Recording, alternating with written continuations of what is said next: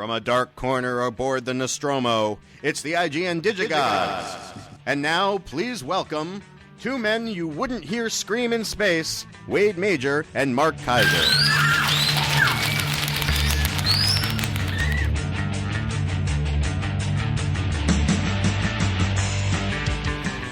Oh, yeah, alien reference. A lot of good stuff that always comes with an alien reference. Corey, who sent that in? That was written by Kevin Lower. And Kevin, I have to disagree. I do believe that at least you would hear Mark scream. That's probably true. We would hear you scream, wouldn't we? Oh, yeah. Yeah. Oh. Corey would scream like a girl. I'm digging around here to sort through a few of these things. We got a lot of stuff to cover this week. This is really some awesome movies, by the way, and some crappy movies.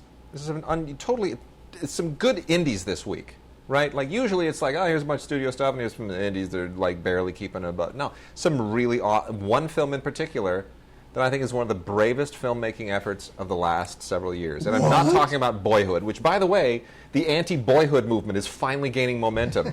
You know that, right? We're finding solidarity. We're all individual. We're all divergent, and we're finding each other. It's the if you take away the gimmick, the movie sucks thing. Yeah, well, look, I was on radio with Claudia Puig some weeks ago, and Claudia loved it like everybody else. And I said, look, I realize everybody loves this movie. It's 100% Rotten Tomatoes, but I think it's overrated. I said I give it A for ambition, B for effort, C for execution. It's just not that interesting.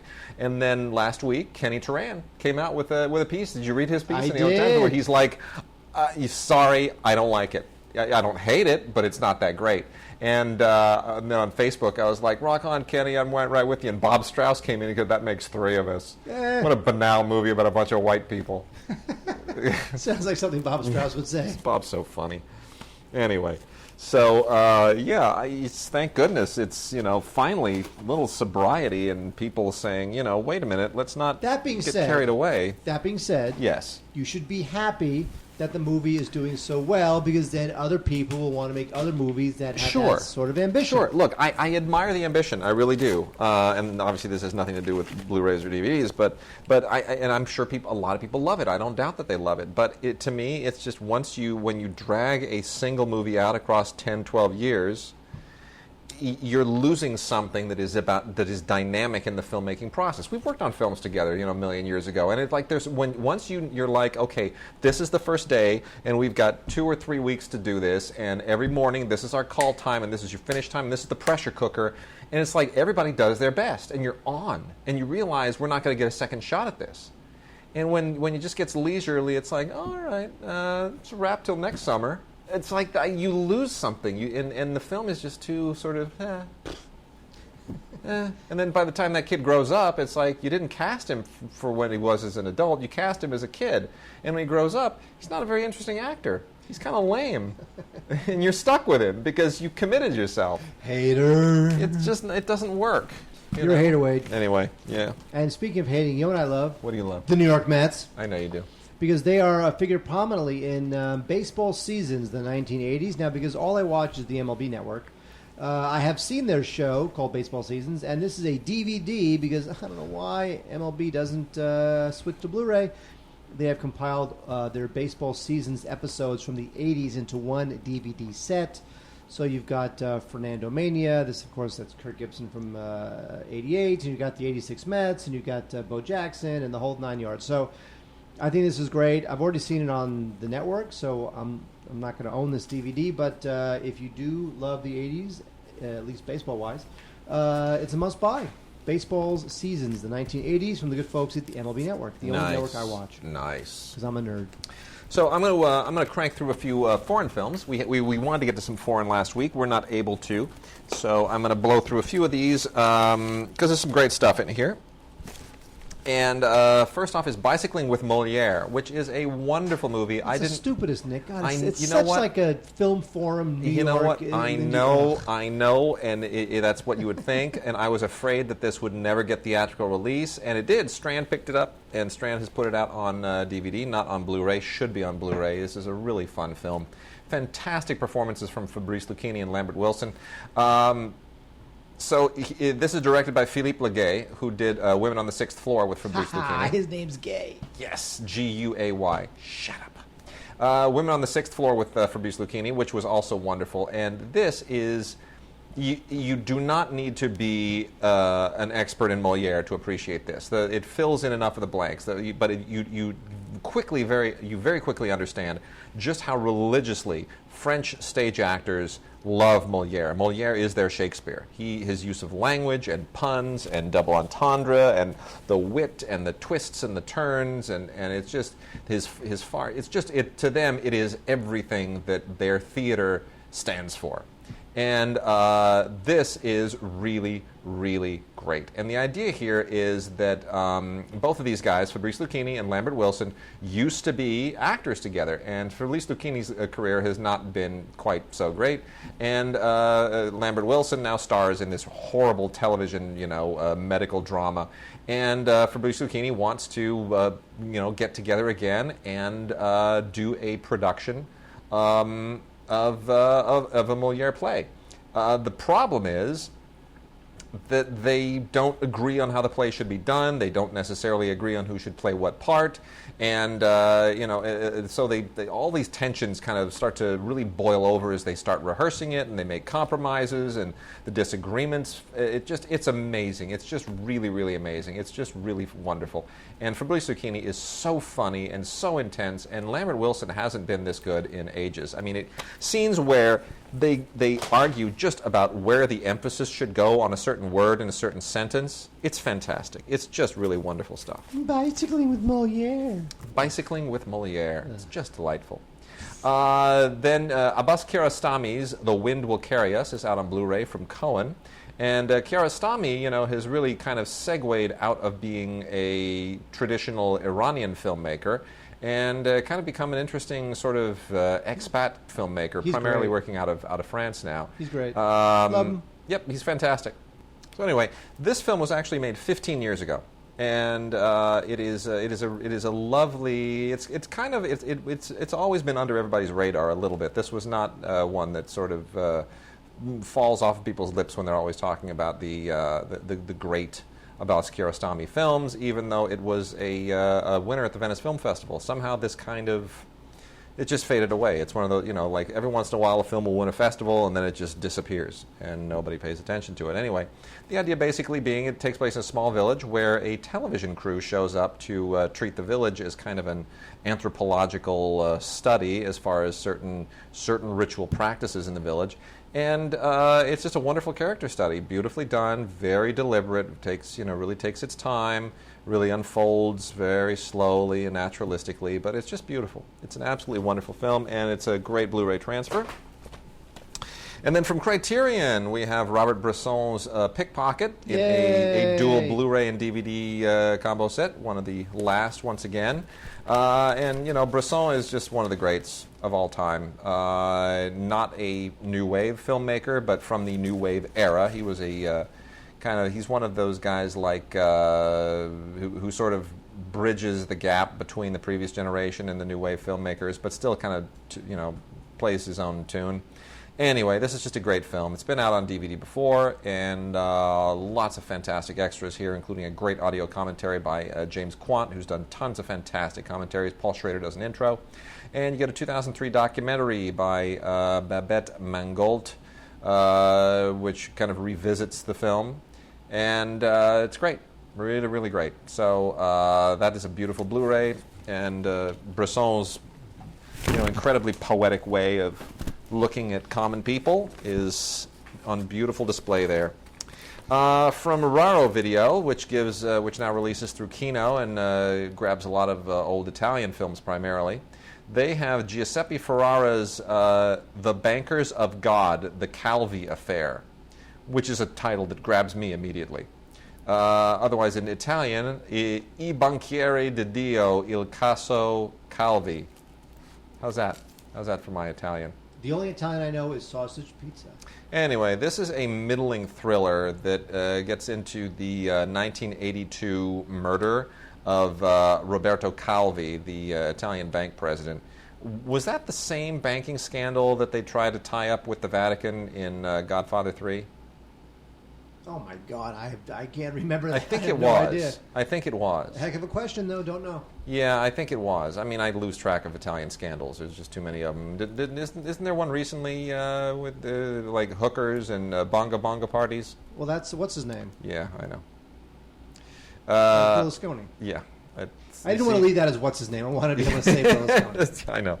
It's funnier He's if the he best. is what's his name because he just doesn't go away. He's the best. And he's a media mogul. Anyway. He was always a media mogul. So Rutger Hauer is the head of the Vatican Bank in this one, and I'm pretty sure that this is the exact same scandal that Godfather 3 tries to deal with. Anyway, Rutger Hauer is ridiculous. Anyway, it's okay. It's okay. It's middling, relatively interesting, but didn't exactly even make me want to go dig up Godfather 3 to see how they handled it. Catherine Deneuve in On My Way is luminous as always, and how that woman just does not age is a mystery to me.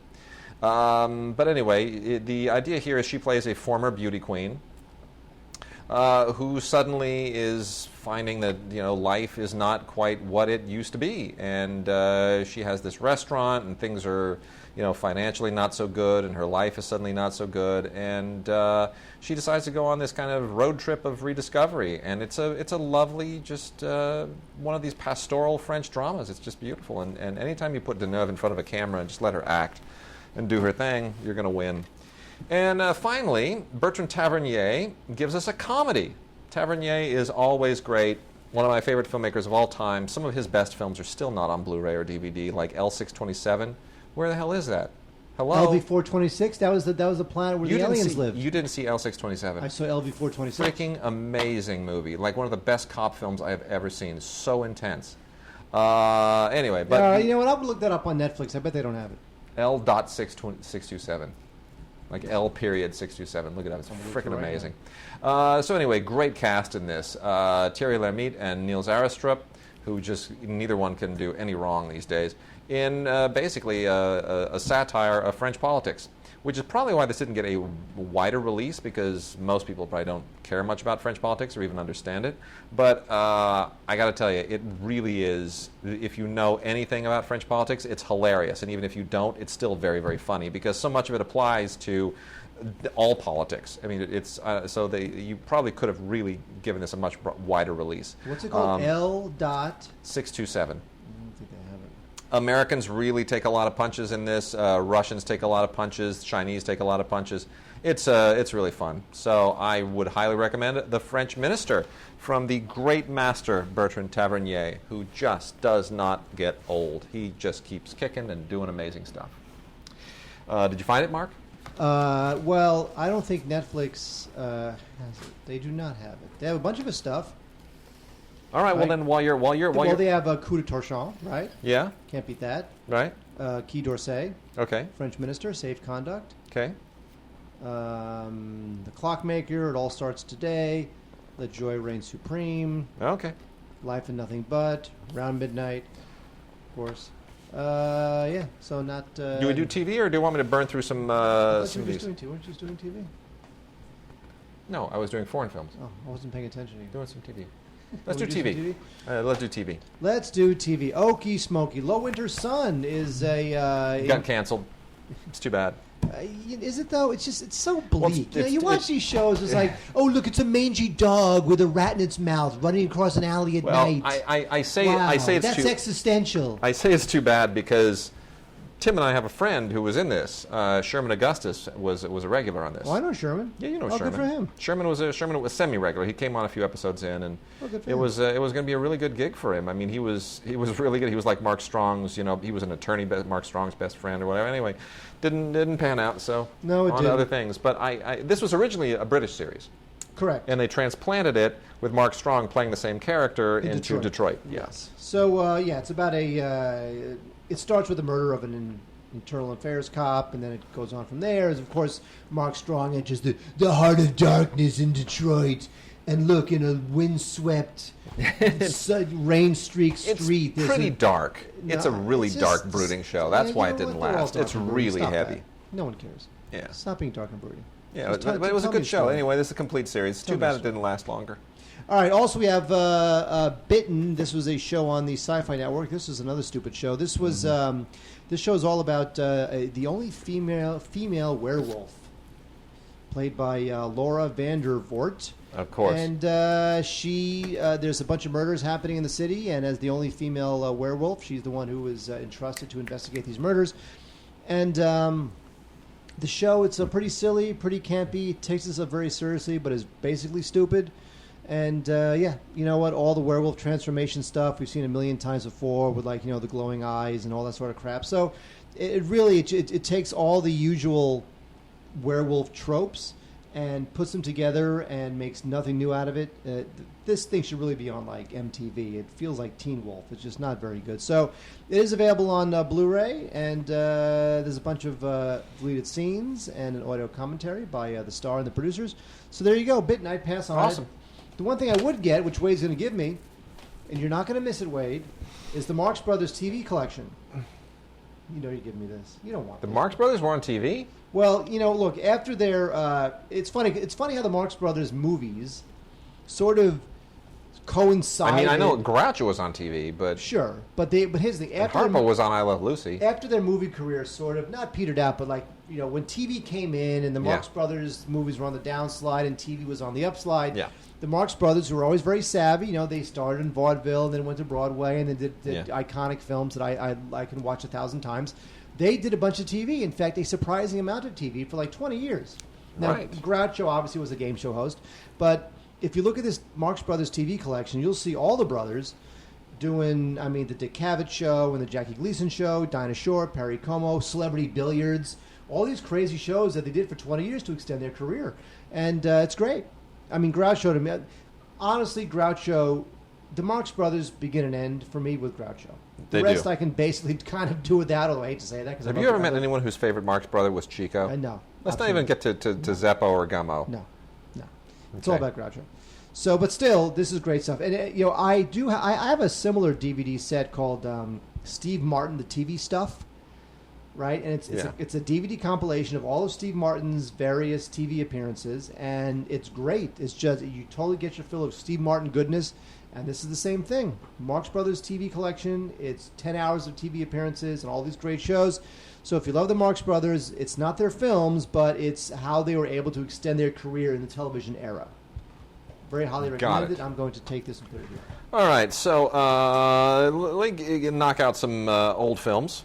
Some classics here, mostly not really that classic. Motel Hell and Phantom of the Paradise from Scream Factory. We get Blu-ray editions here. Motel Hell is a Blu-ray DVD combo pack. Phantom of the Paradise is simply a Blu-ray set. But both of these... Brian De Palma. Let's talk about Phantom of the Paradise first. This is Brian De Palma doing a really kitschy 70s version of Phantom of the Opera with Paul Williams, and it's just really groovy. He sold his soul for rock and roll. It's so groovy. It's just so unusual. It's funny. It's I don't know how funny it is. It's just weird. It's it's just you kind of go, what were they thinking? But I guess at the time this was like a thing. Yeah, but look. Also, you see, look. It's pretty. Look, once De Palma entered his I'm going to rip off Hitchcock phase, he became something else. Yeah. But in this film, you feel like his enthusiasm, his love for movies. I want to make this thing happen. This man. is like if they decided to remake Xanadu as Phantom of the Opera. It's just really... I love Xanadu, but it's like, this is very strange. Come on, it's a hard musical comedy. It's an odd movie. Best. Paul Williams. Jessica Harper's in this. Paul Williams. Jessica Harper's in this. Paul Williams. I know. Anyway, it's very... Paul Williams, what can you say? Whatever. He's still around. Anyway, tons of extras here. You get Blu-ray and a DVD on separate discs. And you get an audio commentary with Jessica Harper and a bunch of other people involved. New interviews with Brian De Palma, Paul Williams, and Tom Berman, who did the makeup effects. And you get a lot of other stuff on disc, too, which is strictly oriented to the DVD, which includes an interview with the costume designer, alternate takes, and a really interesting Paul Williams interview that is moderated by Guillermo del Toro. Ooh. Right. And that almost makes me appreciate the film more, because Guillermo is so the man. But still, it's still odd to me. It's still really peculiar. And Motel Hell, of course, is just one of those really, really silly slasher era horror films that it just tries to be a shock fest, and it's a little bit of Sweeney Todd and Rory Calhoun, a very old Rory Calhoun, is trying to keep paying his boat payments, I guess. The guy who directed this, Kevin Connor, total schlockmeister from the era. The one thing that I really appreciate about this is that the first quote on the back of the box, the very first quote, is from Box Office. Packs a punch that goes way beyond mere terror. Yeah. That's the Box Office quote. And I got to wonder who wrote that, because that's way before our day. That's way before our day in Box Office. You know what I was thinking the other day? Yeah. What happened to Pete Hammond? What happened to Pete Hammond? Does he just write for Deadline, or does he not write for Deadline anymore? He writes for the LA Times too. He does. He does? Yeah. Features or not reviews? Reviews or features? He does. Isn't he? He writes for the Envelope. Oh, does he? Yeah, he writes for the Envelope. Well, he does a lot of like awards prognosticating, Yeah. but he's no longer writing reviews. I don't think. I can't. I have no idea. I don't actually actively seek out his reviews. I have to Paul be honest. Williams. And then we also have a couple from Scorpion, who we talked about last week, who's going out and digging out a lot of films that have not been released yet. And they got a couple of really good ones here, to be honest. One which I thought, oh my gosh, I remember that movie. I remember seeing that in the theater. I totally forgot that even existed. And the other one I've never heard of before. The one I've never heard of before is Careful He Might Hear You. This is from 1983. And I would have been graduating from high school, and this is a Depression-era drama that's perfectly fine. It's based on a novel by Summer Locke Elliott, who I'm not familiar with, and it's Australia during the Great Depression, and it's good. I mean, it's I don't know how I missed this. I would have been desperately wanting to see this had I known about it. But anyway, so that's Depression in Australia. And then the one that I did see was A Summer Story. I totally remember this. I was like, oh my gosh, and this is why I wanted to see it, because of that artwork, the original poster artwork they put on the cover of the DVD. Oh, it's so lush and it's so English Wuthering countryside. Heights. It's so English countryside, exactly. right? It's so Wuthering Heights, the man holding the woman, and he's wearing the loose-fitting kind of linen-y shirt from like a Dickens novel, and his bare feet, and it's got that great kind of rolling hillside look to it. Anyway, Summer Story is starring a very young James Wilby, Susanna York, and a delicious Imogen Stubbs. Fantastic. Imogen Stubbs is just awesome in this.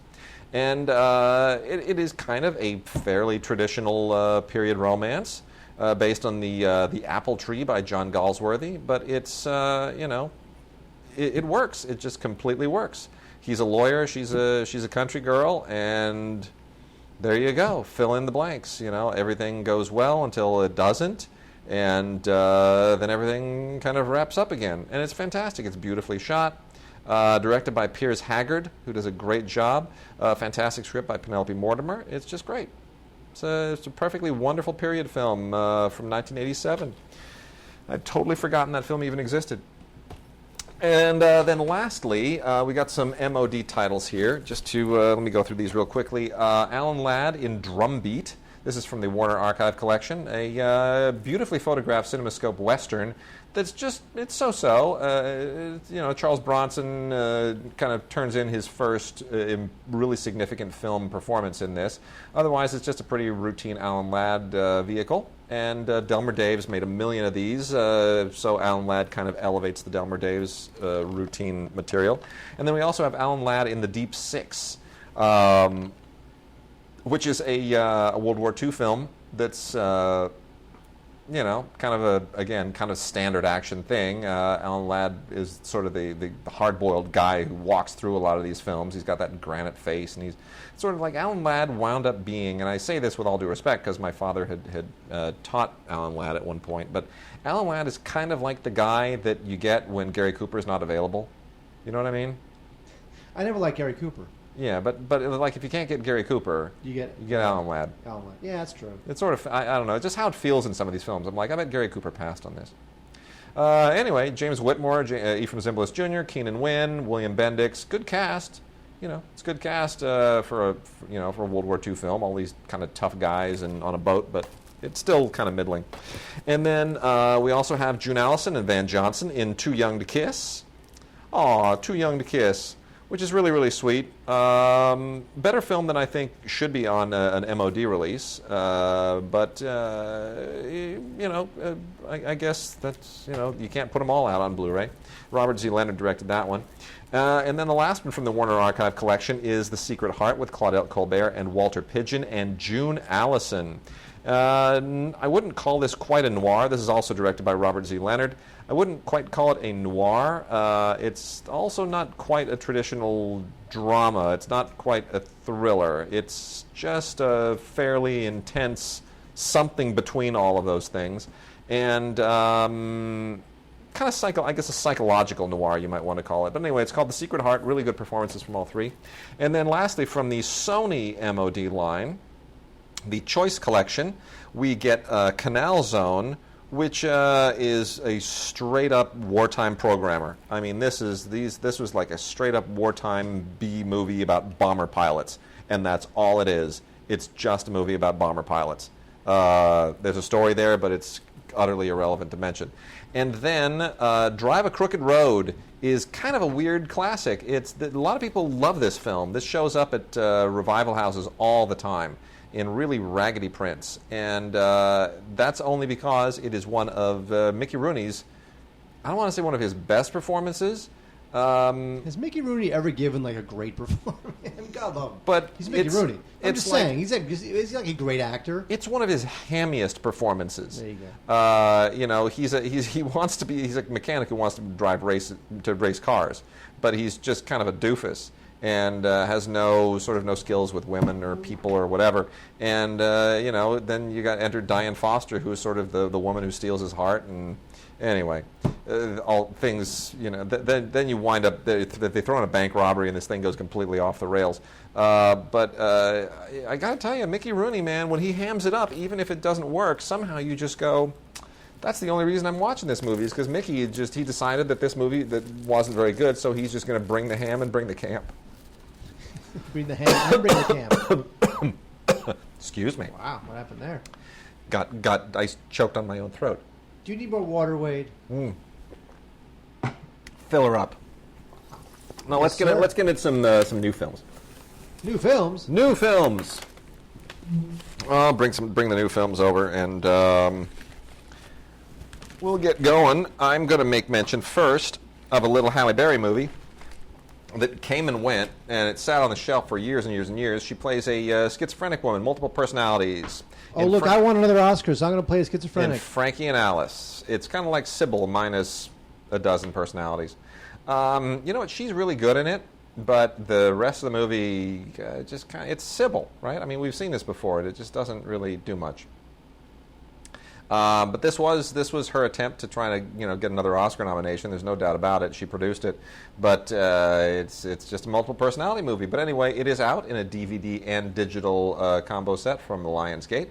Not Blu-ray, obviously, because they don't think that they could get their money back if they'd made a Blu-ray. It really is pretty much rental only, strictly for fans of Halle Berry. But it's called Frankie and Alice. Wade, Filth is a very, very dirty, grungy, out there film. This is from the creator of Trainspotting. In fact, it is based on Irving Welsh is the guy who wrote Trainspotting, and this is Filth is based on one of his other novels. This is a 1998 novel, and it stars James McAvoy, who just completely just shreds his reputation. Is just so bizarre. I don't know why he made that movie. I really don't. The trailers were horrible. He plays this Edinburgh detective guy. He's totally coked up. He's halfway to just completely just exploding in this just a huge mountain of coke and dirt and grime and self-hate. And there are parts of it that are funny, and there are parts that are kind of tragic. And it's definitely like a weird, out of control movie. It doesn't have the control that Danny Boyle gave to Trainspotting, because Trainspotting was out of control too. It was, but you felt like there was somebody at the wheel. Yes, that's true. Good point. I mean, here you have John Baird, who it really just dives into all the filth of this movie. And look, it's totally gross. And Imogen Poots is in it, and Eddie Marsan. We all love Eddie Marsan. He's in it. Jamie Bell's in it. But it's just all over the place, and it part of it knows it's all over the place, but then again, it's just way too bonkers, and you feel like there's just nobody at the wheel of this thing. You know, it's way too bonkers. Mark Kaiser, it's way too bonkers. It's been quoted in the back of the box.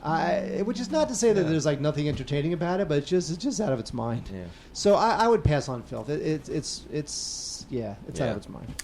So Nicolas Cage in Rage, which hit theaters a few weeks ago and is now out on Blu-ray and DVD. Blu-ray and DVD combo set. Here's the thing. Nicolas Cage makes a lot of bad movies. He's starting to make a few good movies again, now and again. But Rage, he's got the slick back black hair that just makes him look silly. And this is basically Taken all over again. I mean, he's now a respectable man in the community doing, all kinds of, development deals and whatnot. But then they take his daughter, and he puts the old gang back together again to go and wreak havoc and wreak revenge, and it gets ugly and it gets violent and it gets horrible, and Peter Stormare shows up for 10 seconds, another really campy performance, and Danny Glover. It's like, Danny Glover's playing a cop who here's what Danny Glover does. Danny Glover is the cop who shows up and pulls him aside and says, "You gotta back off. I can't protect you if you do this." You've never seen that before, have you? Never. Anyway, here's the thing about this. The whole movie is really silly and really just predictable to a T until it gets to the end, and there's a little equi-tweeze, as Mark would say at the end. Equi-tweezed? Equi-tweezed. There's an equi-tweezed at the end that almost makes it meaningful. But you go, but I don't think anybody's really aware of the fact that this is kind of what the movie was about. It's like it's almost a throwaway thing. It's like they're like, okay, now gotcha, and then we walk away. And there's no indication that they really realize that they're sort of saying something somewhat meaningful, or at least trying to. And that's too bad, because it could have been a much better movie if they'd have sort of played toward that. The themes that kind of come up at the end. There's also an alternate ending that's tacked on here in the extras and to some deleted scenes, and you realize the alternate ending could have worked.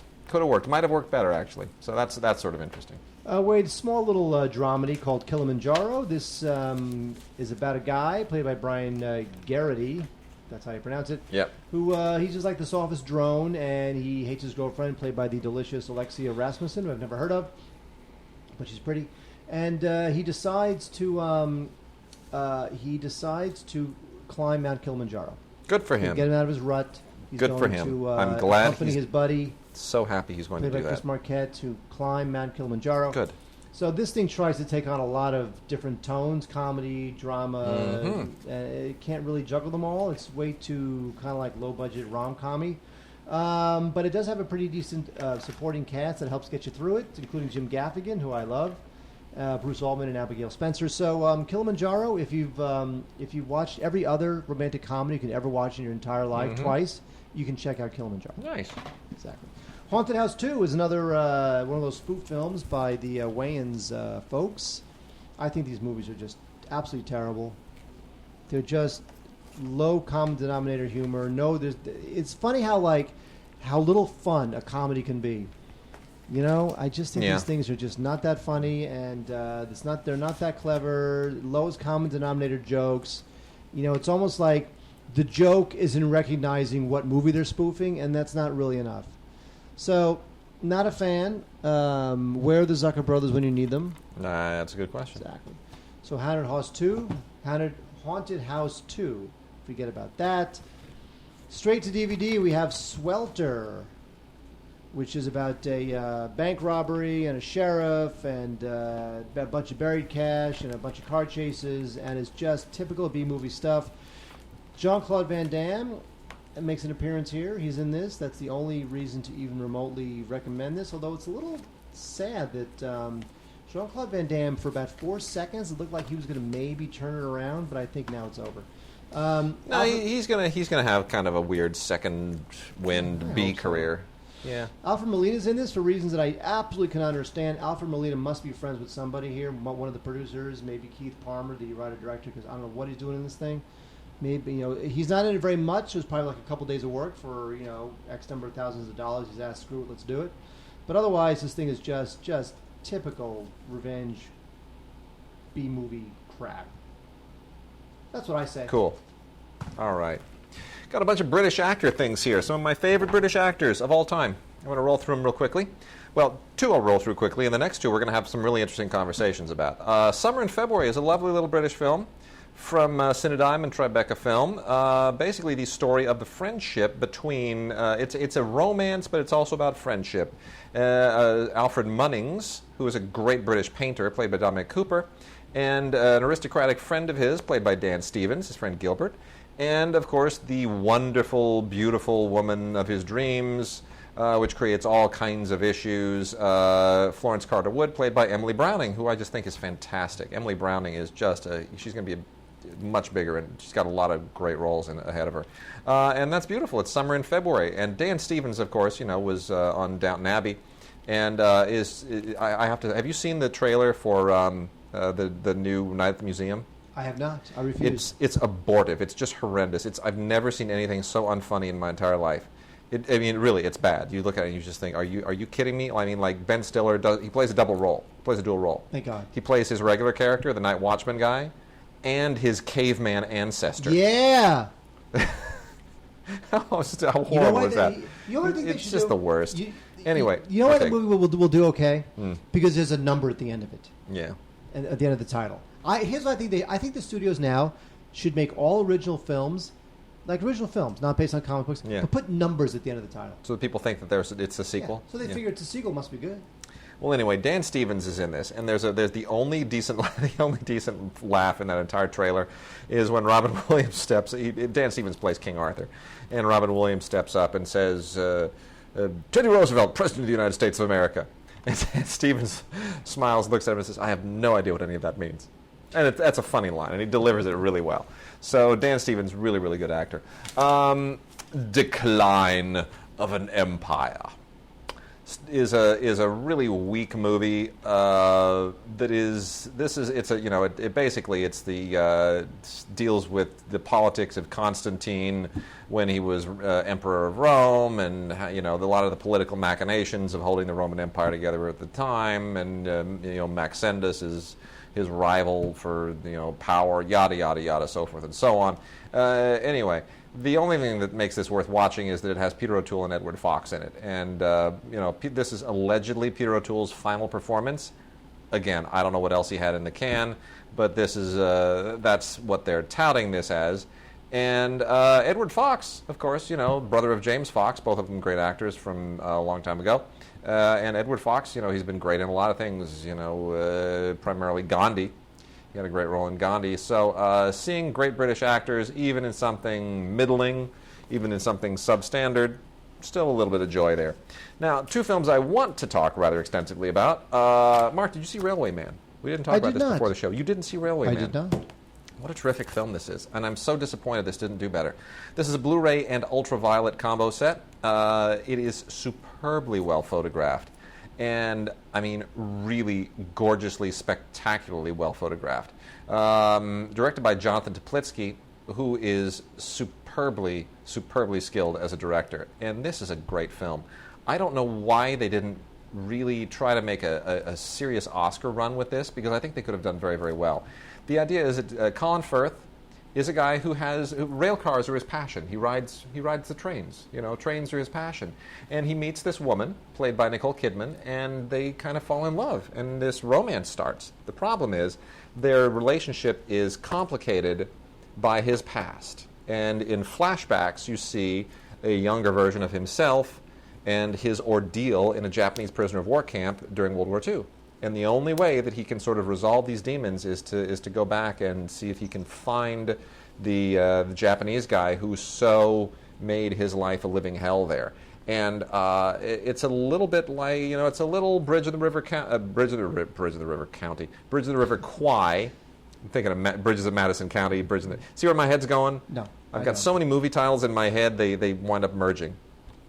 It's a little bit Bridge on the River Kwai in the prison camp scenes, and it's a little bit traditional British romance, kind of Merchant Ivory style, and the other stuff. But it all hits. It's a really well crafted film, beautifully put together. Probably not quite as epic as they all might have liked, But boy, I think this is a great film, really an underrated film. I hope it starts showing up on some top 10 lists at the end of this year, because it's just two superb actors and doing a great job. Now, Mark, let's talk about Locke. Yeah, with my favorite actor. Freaking awesome. It's awesome. Tom Hardy is the man. He is the man. Tom Hardy's the man. Love it. This is just sensational. Stephen Knight wrote and directed this. Stephen Knight, of course, known for writing all kinds of great films. This is his directing debut, but he's written a ton of great movies, including Dirty Pretty Things. And he's a superb writer. And this is one of those film experiments. I usually don't like gimmicky experimental films where it's like, hey, let's put a guy in a coffin. Let's put Ryan Reynolds in a coffin and bury him, and the whole movie takes place in the buried coffin. Let's try to figure out who put him there.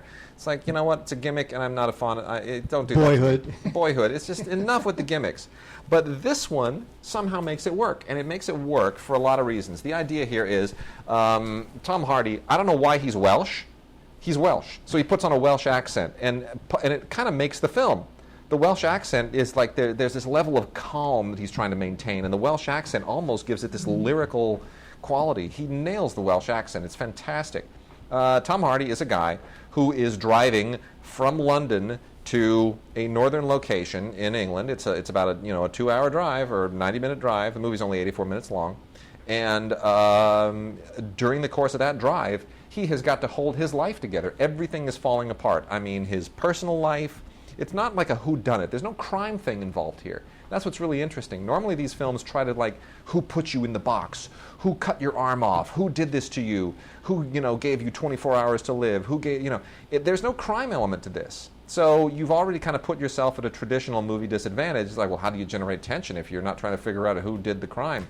It's because he has to figure out how to hold his life together. He's a concrete guy. There's a big pour that's happening, and he's normally on site, but he can't be on site because he's got to do this thing, and it's really important, and his family life is falling apart, and the job is falling apart, and there are all these things that have to happen. And the whole movie is him sitting in a car talking to a variety of people on the speakerphone, trying to just put everything together. It's great. It's amazing. Yep. And did you read about how they actually filmed it? With cameras? No, the process of actually doing this. I don't know what you're referring. It's amazing. It's amazing. It's brilliant. This is why I think Stephen Knight is such a smart director. They rehearsed the hell out of it, obviously, in real time. And then they shot it in real time in like 3 takes over, I think, 1 or 2 nights. Might even have been 1 night. And they simply had him drive from point A to point B in real time with the GPS unit in the car showing him basically the script was on the GPS unit, right? So he sees the script right there. He doesn't have to worry about missing a line or anything. And everyone who phones in is back in a conference room in London where the director and everybody else is. And they're sitting there, and they're obviously watching, queuing everybody as to, okay, now you call in. And they're queuing the people in the room as they make the calls all in real time. Pretty fantastic. It's fantastic, right? Yep. I mean, you're executing it like a play. It's like a stage play, except there's a bit of a few more technological hoops to jump through. But it's amazing. I mean, that is just great stuff. That's great filmmaking, and you never feel like it's claustrophobic. You're sitting in the car with this guy. You're along for the ride, and you just think, dude, how are you keeping it together? How are you keeping it together? It's amazing. It's really amazing. Hell of a performance. And doesn't it make you really eager to see what he does with Mad Max? I know. Dang, man. It's interesting. A24, who they distributed the film. They're an interesting little company. They're kind of brand new on the scene. They broke open with Spring Breakers, and then they did the Bling Ring, and then they started acquiring a few more kind of adult oriented stuff. They did the Rover. They did the Rover, which did not perform, unfortunately. It's too bad, but they're doing some great stuff. Yep. They're doing some really great stuff. Okay, Mark. Let's see. I got a ton of stuff here that I know you're not going to want to talk about. We got some docs. We got anime. I gotta do the martial arts stuff. You talk about what you want to talk about, Wade. I'm going along for the ride. You know what? I've been saving this stuff up, and I've been trying to get to this for a few weeks. I'm going to do it right now because we have got Tony Jaa in the Ong Bak trilogy. Yeah. Oh yes. And Ong Bak 3 did not get its anticipated theatrical release, and that makes me sad because I loved Ong Bak 2, even though it had nothing to do with Ong Bak 1. Ong Bak 1 was the best. Ong Bak 1 is a contemporary story, and Ong Bak 2 takes place, in like medieval Thailand and has nothing to do with it. Even though Tony Jaa has said, well, it's a spiritual sequel. I don't know what that means. Anyway, and the great thing about Ong Bak 2 is that at one point in Ong Bak 2, Tony Jaa, who directed it, took over for his mentor in the first film. At one point, he just walked off the set and into the mountains on like a little Buddhist pilgrimage. He went to go find himself. And they literally put the whole production on hold until he came wandering back 3 months later. That's bizarre. Isn't that great? Can you imagine a Hollywood? No. Can you imagine? It's a whole crew of people. Got to work. It's Thailand. It's a whole different mentality. Anyway, Ong Bak 3, pretty awesome. It picks up right at the end of Ong Bak 2, so it is more of a traditional sequel, and it's great. It really pays off a lot of stuff. It's wonderful. It's just brutal. It's fantastically well shot. Tony Jaa is the man, and all three of these films are now in a Blu-ray trilogy from Magnet, and you just gotta go there. It's fantastic, especially if you just love things like The Raid 2. It's amazing. And I am a big fan of Tony Jaa, which means I'm also going to be a fan of The Protector 2, which features the RZA, because, he's got to get in on all the martial arts stuff. And, the first Protector, I was a little bit more lukewarm on. I felt it was, a little more gimmicky than it should have been. But this is just kills it. This is really awesome. I think this is still a threadbare story, but the action is through the roof. And that's because we are back in the hands of Tony Jaa's mentor, the guy who pioneered all of the great Thai kickboxing movies, Pracha Pinkau. And it's just fantastic. Really, really well done. So definitely check out The Protector 2 if you are a fan of Tony Jaa, and especially The Protector 1.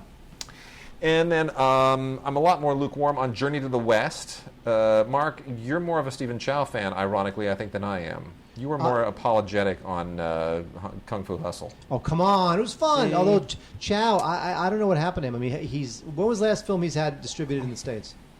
Well, this. Yeah, like in about 2 theaters. Yeah, that's it. Yeah. And the thing is that he's got such a great sensibility, so much fun and crazy, and you would think that American audiences would just treat it like a big fun cartoon. Yeah, but my favorite film of his never got properly released here, which is From Beijing with Love, which is a spy spoof. But that never got released here, and it's hysterical. Anyway. Most of his stuff is puns, that's why it doesn't really translate here. But there's a lot of physical stuff. There's a lot of crazy whirling dervish But what the cartoon Chinese stuff. audiences love is what he does with the language. I mean, it's really wacky. It's puns, and it's double entendres, and it's, that's what they love about it. Anyway, so Journey to the West, Conquering the Demons, is it's another kind of wacky, nutty Stephen Chow thing. And I guess you have to be sort of oriented towards a certain class of Hong Kong films which deal with demons and ghosts, like a Chinese ghost story and a lot, all the stuff that's kind of in that vein.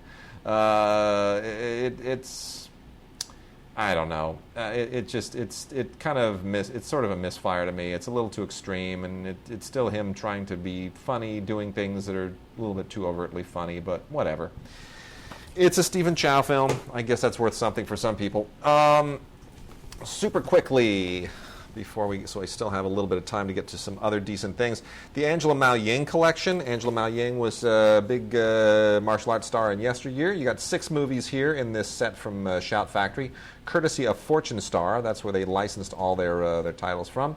When TaiKwonDo Strikes, The Tournament, Stoner, Himalayan, The Queen's Ransom, and A Broken Oath, all from the 1970s.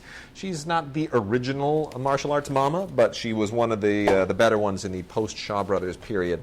Another martial arts double feature, also from Shout, Hapkido and Lady Whirlwind. Definitely worth checking out.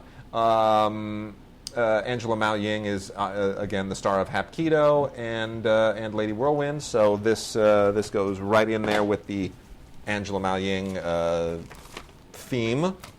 And then we also have a martial arts movie marathon of 4 films: The Manchu Boxer, The Skyhawk, The Dragon Tamers, and The Association. The only one I can really recommend is The Association with Carter Huang. Otherwise known as Carter Huang, whatever you want. The Skyhawk has some moments. Sammo Hung shows up briefly in it and does a pretty good job. This is kind of a lame Wong Fei Hong movie, The Skyhawk, before Jackie Chan really made the character something, and then Jet Li after him. But the only one here that's really pretty sharp is The Association. So it's kind of a crime ring thing, but it's also got Angela Mao Ying in it, and it's worth checking out. Keeps our Angela Mao Ying theme going. Other movies of note: Patrick Kazu-Tong in Dragonwolf. This is from the group that did Bangkok Adrenaline, and this is from Welgo. Most of these films now are on Welgo. A lot of these that I'm going through right now, Welgo does all this kind of stuff. We've also got Gong Yoo in the Korean film The Suspect. Some pretty good action there. That's more of a kind of a hardcore political actioner. The Wrath of Vajra, Vajra. One of the more interesting contemporized kind of Shaolin sagas.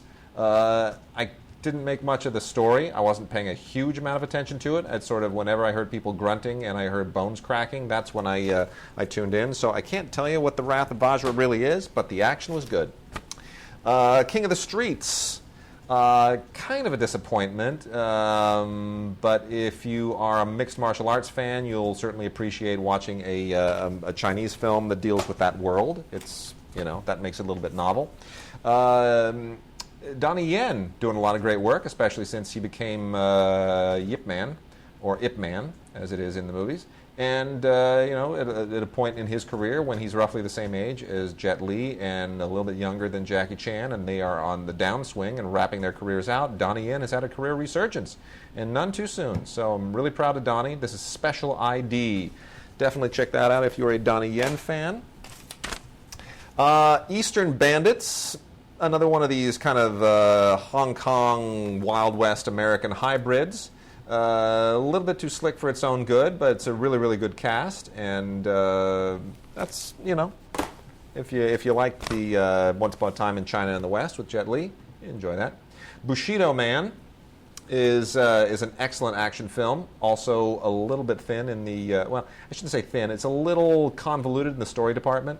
But otherwise, also really good action here. It has nothing to do really with Bushido, the Warrior's Code. It just makes for a nice title. Let's see, move real quickly through these. This Girl is Badass with Gigi Yan, or Yanin, I guess is how you would pronounce it. This is a Thai film. Kicks butt. The Gigi Yanin is the girl from Chocolate. If you've seen Chocolate, which is also from the people who did the previous Tony Jaa films, pretty intense stuff. So she's amazing, and I will see anything that she is in, no matter how I pronounce her name. Let's see, that's really not worth talking about. That's middling. That's not so great. Yeah, so we will call it at that. And Mark, shall we do just a few documentaries? Documentary. Brazil. Not the movie. The documentary. Yeah. This was hosted by Michael Palin, who has made a bit of a second career for himself as a documentary host. Maybe more than a documentarian. But this is all about Michael Palin going to Brazil, where there's a big statue of Christ. And it overlooks the whole thing. Now, Brazil, I'm under the impression there was a World Cup thing with Brazil, Wade. What happened there? Brazil did not win it. Didn't they get their butt kicked like 7-0 or something? Yep, 7-1 by Germany. 7-1? Yep, Oh, wow. trounced. Humiliation. Anyway, I've never been to Brazil. I've been told to go to Brazil because it is gorgeous. And here you do get some of that gorgeous feel. They visit Rio and Sao Paulo, and they meet loggers and gold diggers, and not women gold diggers, but people actually dig for gold. Oh, like people actually dig for gold? Yes, they do. I didn't know that gold digger was not just a metaphor, but a real thing. So the gold rush in California in the 1800s, that was about women who wanted to date rich guys. Is that all that was? Wasn't it? Yes, that's what I thought. Okay. That's what I learned in history. So Brazil, good stuff. Beautiful photography. This is from the good folks at BBC. Widescreen, looks good. So if you're interested in Brazil and you can't get there, this might be the next best thing. Next Goal Wins is an apt post-World Cup documentary about American Samoa's attempt to basically put together a soccer team that isn't just that isn't completely and totally humiliated. This all happened about 13 years ago when they were clobbered by the Australian national soccer team 31-0, which I think may very well be a record. So they decide they want to qualify for the World Cup, and of course they don't. But it's, you know what? There's something very inspiring about the effort. It's kind of like Cool Runnings. You know, there's just something about guys putting their heads together and saying we're going to do something that we know is utterly impossible, but somehow you can't help but sort of just love the spirit of it. The Royals is a 6-part British documentary about the royal family, and this is kind of warts and some. I mean, it definitely gets into the scandals because you can't get into the Royals without getting into scandals, even if it doesn't like totally dig down deep, but still. It's a very good overview. It says it's in depth. I would tend to disagree. But it goes all the way from all the scandals and the weddings and the funerals, and they do manage to work in the birth of Prince George. So, if you're into the Royals, if you're a royal completist, and we know some of you guys out there, some of the ladies out there, they love the Royals. I couldn't care less. I can care very little. I won't say couldn't care less. Yeah. I care very little. Yeah, sure. But if you want a good overview of the royal story, I wouldn't necessarily, go elsewhere. This is very good. But if you want something really in-depth or really interesting or some great insights into how the royals work and what their life is like, I might go elsewhere. But for a 6-part documentary, this definitely gets you a lot of the way. If you're a royal completist, you'll probably dig it. Boredom is an interesting documentary about boredom. It's all about people with nothing to do and how people try to avoid having nothing to do and what it says about them that they want to avoid having nothing to do, and how, people would argue that boredom is almost like in a way, sort of a state of stress. Yeah. And it might be harming your health to be bored. So it's just a weird little offshoot of a documentary. I don't know that I would take any of what I've learned in this documentary to heart. But it's kind of fun. It's a bit of a goof. He's not taking it all that seriously, although he does have some serious things to say about sort of how we live our life now and the jobs and the culture that we have that makes it hard to be bored. Boredom. This is from the good folks at Disinformation. I got a bunch of photography-related movies here. Interesting. Wait a second, yes? wait. Oh, sorry. Oh, go ahead, by all means. Now we got this brand new movie. It's all up in your multiplexes. Mm-hmm. Called Teenage Mutant Ninja Turtles. Yep. And this is a documentary called Turtle Power: The Definitive History of the Teenage Mutant. You know what? Yes. So I went to the Dodger game. This is about a week ago, right? Okay. Went to the Dodger game. It was Dodger tote bag night. Right. So you go in there. They give you a tote bag, and inside the tote bag there's a mask, and it's like a green mask with little eye slits. And we didn't know what it was. Okay. It turns out that those are the masks that the Teenage Mutant Ninja Turtles wear. Because the Turtles, they wear masks. Like one was a red mask, one was a green mask. And we're looking at these masks and we're thinking, okay, they're gigantic turtles. What do they need the masks for? Is the mask going to like hide their identity? They're like a gigantic 10-foot turtle. The mask is not going to do much to hide their identity. Why are they wearing a mask? That's a really good question. No one really delved into that. And I guess the answer would be because then they wouldn't be ninjas. Because to be a ninja, you have to wear a mask. We'll put our best people on that. So, Turtle Power is the definitive history of the Teenage Mutant Ninja Turtles, which of course started as a comic, and then it was a TV show, and now it's obviously it's a moderately gigantic movie. And I don't like the Teenage Turtles, but if you like it, I would definitely check out Turtle Power. And I would tie that into the fact that we also, by no coincidence, this week have a release from Lionsgate of Teenage Mutant Ninja Turtles Cowabunga Classics, the top 10 fan-favorite episodes of the animated show. And that is being released really for no reason other than to piggyback on the movie.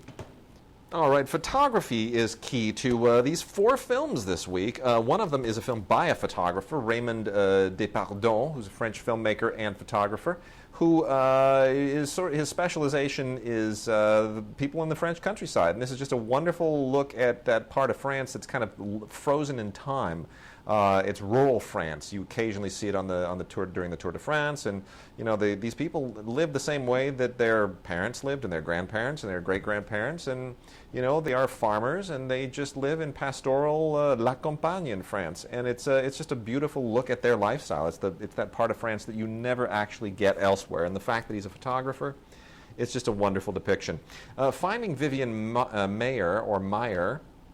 Not the Vivian Meyer that we used to work with, who was a publicist, This is a different one. Yeah, this is a different one, Maier. That was an inside joke. Vivian is considered one of the greatest street photographers in the history of the 20th century. And she was originally a nanny, and her photographs were all kind of taken over the course of her working. And it's amazing. She became famous after the fact. She was never a professional photographer. She's just someone who took these kind of snapshots of life and wound up becoming, after the fact, a literal legend, someone who documented the 20th century in the most extraordinary ways. Just a real gift. It's a wonderful, wonderful documentary about her contributions and who she was and all that. And then, speaking of street photographers, there's also Matt Weber, who is the subject of More Than the Rainbow, which is, he's another street photographer. This is a guy who's basically a cabbie and became a street photographer in the same way. He just kind of had an eye for it and had a camera and just started, capturing the city and using his little tiny kind of unprofessional camera to just get these amazing photographs. And it tells you don't need to have the greatest camera and the gear in the world to make the camera be your tool, to serve the purpose of documenting and chronicling the wonders of New York. Really extraordinary, and a perfect piece to go along with the other. And of course, he's still alive, so you get extensive interviews with him. And then lastly, In No Great Hurry, 13 Lessons in Life with Saul Leiter. Also a great street photographer who just passed away last year. And a little bit more known, I think, probably to the average layperson, because he was sort of celebrated in ways that the other two weren't. But a lot of his work was, really. I mean, he kind of rose to prominence much faster during the course of his career, and this is all about his way of looking at life and looking at the way you capture life and the significance of color and composition, and it's great. It's just it's really, really wonderful. So all of these are great documentaries about filmmakers or about photographers through the eyes of filmmakers, and one, of course, a filmmaker who is a photographer. And then couple to wrap out with the Warzone Centennial Anniversary Series, The First World War, The War to End All Wars, is a whopping 10 from Eagle Media that includes really some of the best documentaries that you're ever going to see on World War I. The Great War, Mons 1914 and Gallipoli 1915, the Somme 1916 and Verdun 1916 are probably the best here. There's also one on the Red Baron. This is just first-rate stuff. This is an excellent 5 DVD set that in a nice big heavy metal tin that just gives you, if you're in World War I mode and you're kind of commemorating the 100th anniversary of the War to End All Wars, this is one of the better things you could do, and it's also a great gift. The tin makes it just a perfect gift. And then lastly here, Disney Nature Bears is a Blu-ray and DVD combo set of the latest Disney Nature documentary on bears. And I have a daughter who loves bears. I don't know why they make teddy bears for little kids, because they're just a deadly animal. It's the only deadly animal that apparently we can give to children and make them fall in love with. I don't know who thought that up, but anyway, it's a really, really good documentary. It's beautifully shot, and I've been critical of the Disney Nature stuff in the past, but now that I have a child, I'm kind of appreciating anything that has cute animals in it. So there it is. Mark. Yes, sir. We are done. We're done? We're done. No. Maybe next week. Gods at Digigods.com.